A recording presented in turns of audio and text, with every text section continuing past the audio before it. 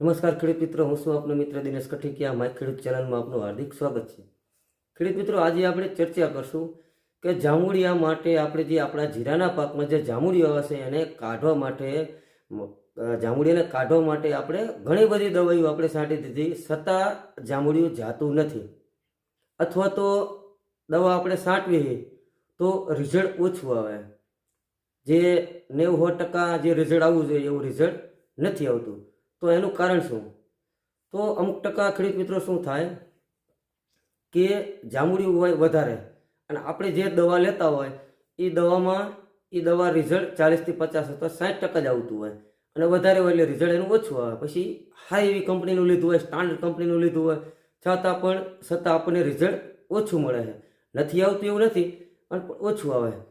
પછી બીજું કારણ શું હોય કે મિત્રો, તમે ગમે એ દવા છાંટી હોય, કોઈ પણ દવા હોય, સારામાં સારી કે હાવ પહેલા સ્ટેજની, બીજા સ્ટેજની અથવા તો છેલ્લા સ્ટેજની છે, સારામાં સારી દવા વાપરી હોય, છતાં રિઝલ્ટ ઓછું આવે. તો એનું કારણ શું મિત્રો? એક તો પહેલાં પ્રથમ જમીનમાં ભેજ હોવો જરૂરી. કારણ કે જાંબુડિયું એક વેઢાનું થાય ને ત્યારે ઓછી ખબર પડે. જેવું 2 વેઢા 1.5 વેઢાનું જીરું થાય ત્યારે હેઠેથી ગુલાબી થડ દેખાય, પછી પાંપણું ગુલાબી દેખાય, એટલે કે જાંબુડિયું છે. તો માનો કે દાખલા તરીકે 1.5 વેઢાનું જીરું હોય તો એની અંદર આપણે ખોતરવી એટલે 1 વેઢાનું જ મૂળ નીકળે. એ પણ ઊભું મૂળ હોય, તંતુ મૂળ. હજી એમાં તંતુ મૂળ બન્યા ન હોય. સાઈડમાં જે નવા મૂળ સફેદ બનવા જોઈએ એ બન્યા ન હોય. અને એમાંય આપણે જ્યારે જીરું પાતા હોય ત્યારે બધા એરિયામાં અલગ અલગ જમીન હોય, બરાબર. કોઈ જગ્યાએ બહુ ભેજ વધારે રહેતો હોય, અમુક જગ્યાએ એવી કે મીડિયમ ભેજ રહેતો, અમુક જગ્યાએ એવી તાસડાવાળી રેતીવાળી કે એમાં ભેજ ન રહેતો હોય. તો મિત્રો, તમે દવા છાંટો ત્યારે જમીનમાં ભેજ હોવો જરૂરી.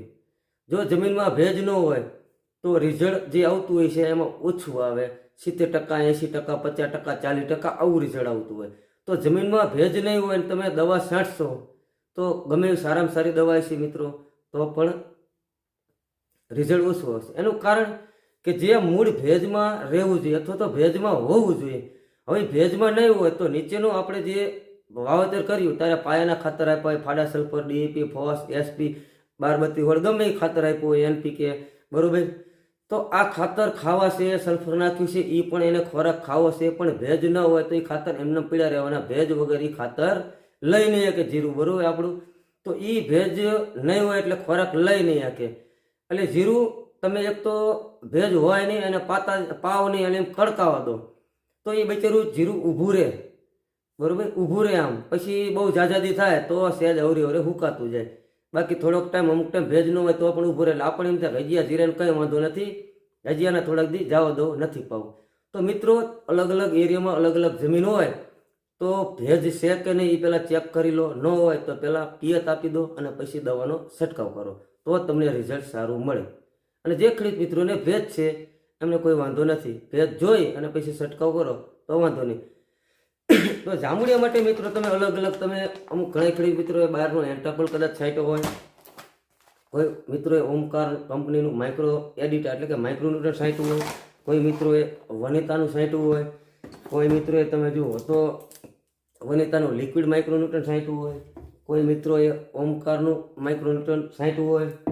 એટલે ઘણા ખેડૂત મિત્રોએ પ્રોઝિપ ઇજી છાંટ્યું હોય. કદાચ ઘણા ખેડૂત મિત્રોએ તમે જુઓ તો ઝીંક ઓક્સાઇડ 39.5% તો એ છાંટ્યું હોય.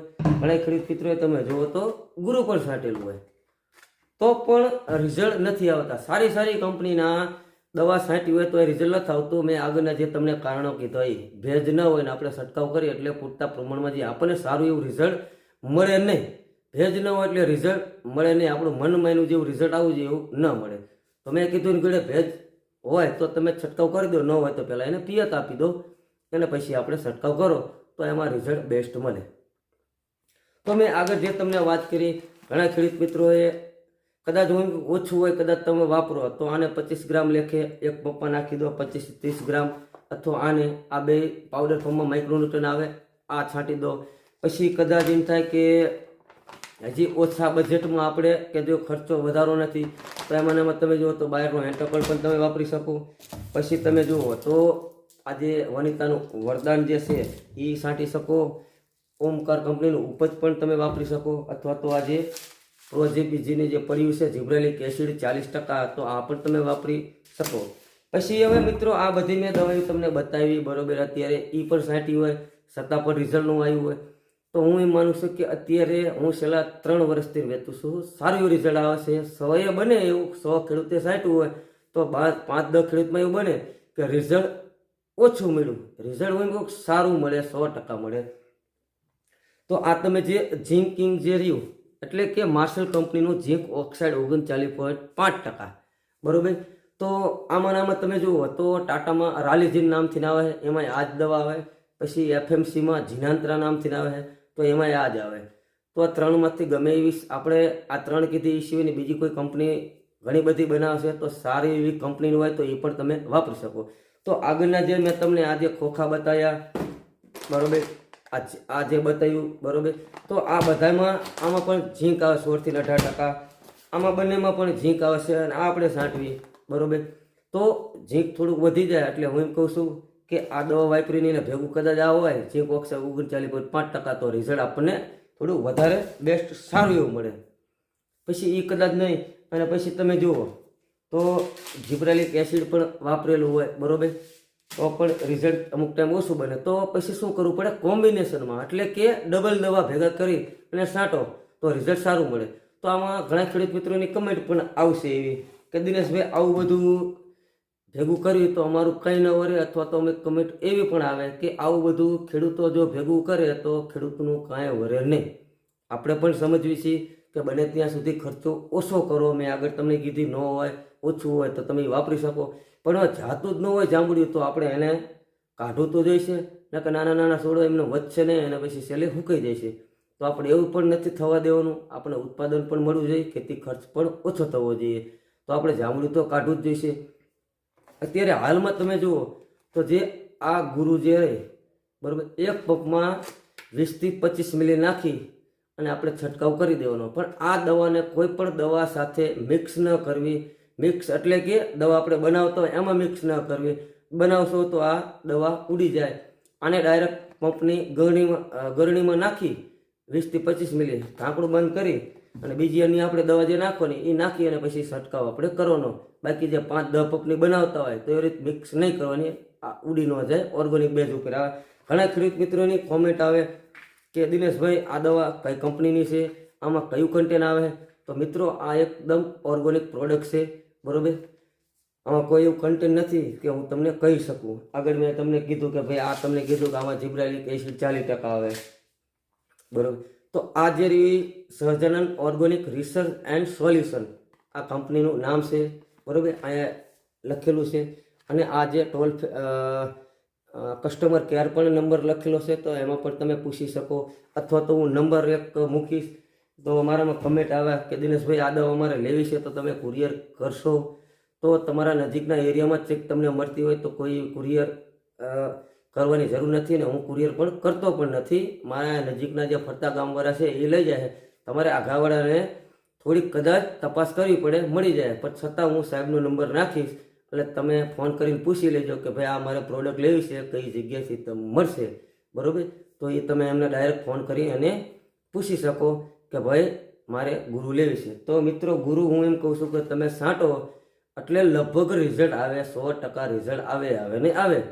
કદાચ 5-10% 100 ખેડૂતે માનો કે છાંટ્યું હોય તો 100માંથી 5 અથવા 10 ખેડૂત મિત્રો એવા નીકળે કે રિઝલ્ટ ન આવ્યું. તો મેં કીધું આગળના કારણો હોય, ભેજ ન હોય, કદાચ છંટકાવ કર્યું હોય તો આવું ક્યારેક બની ગયું હોય.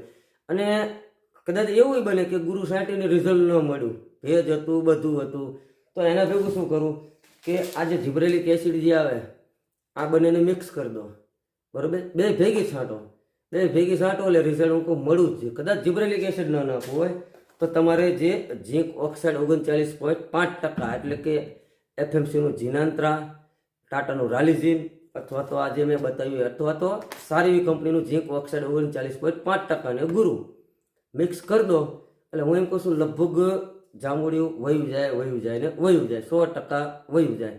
તો આ બધી આ માહિતી હતી. ઘણા આપણે વિડીયો આગળ બનાવેલો હતો, થોડોક લાંબો હતો, મિક્સમાં હતો. આ મેં કીધું સ્પેશિયલ જાંબુડિયા માટે બનાવી નાખું.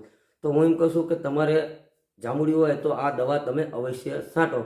પણ કદાચ આગળના જે મેં કીધા હતા ડબલા એક છાંટેલી હોય, વધારે પડતું હોય, રિઝલ્ટ ન પણ મળ્યું હોય તો મેં આજે ગુરુ જે કીધી એ તમે છાંટી શકો. બરાબર. તો ખેડૂત મિત્રો, વિડીયોને બહુ લાંબો નહીં લઈ જતા વિડીયો હું અહીંયા પૂરો કરીશ. નમસ્કાર.